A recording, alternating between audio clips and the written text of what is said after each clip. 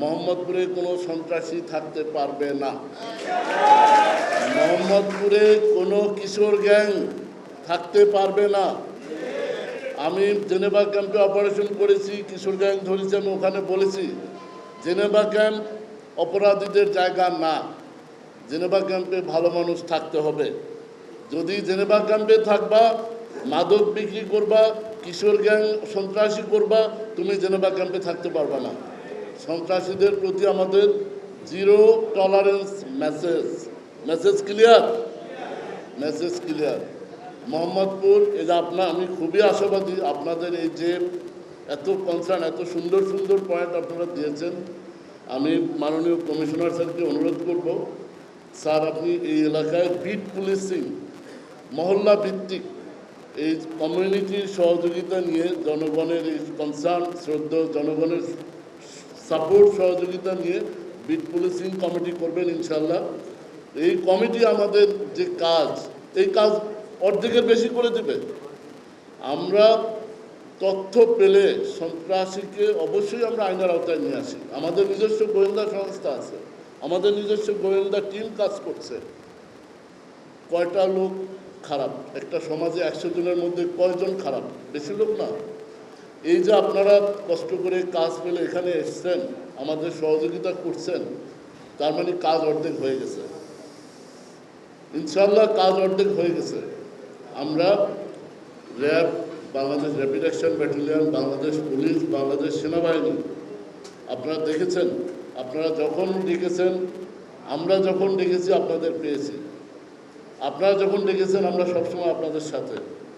বাংলাদেশে 5 আগস্টের পরবর্তীতে যেহেতু আমরা 5 আগস্ট পরের পরিস্থিতি আমরা উত্তরণ করে আজকের এই ভালো অবস্থানে নিয়ে আসতে পেরেছি, ইনশাল্লাহ যে কোনো চ্যালেঞ্জ আইনশৃঙ্খলা বাহিনী গ্রহণ করতে সক্ষম।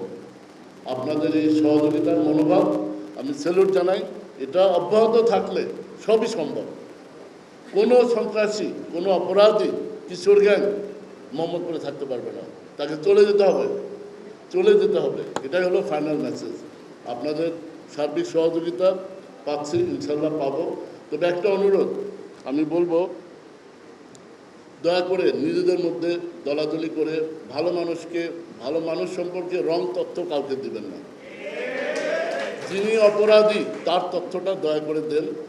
আপনার তথ্য পাওয়ার পরে আমিও যাচাই করি, বাংলাদেশ পুলিশ যাচাই করে, ঊর্ধ্বতন অফিস যারা অপারেশন করার আগে ডিবি যাচাই করে, সকল গোয়েন্দা সংস্থা যাচাই করে।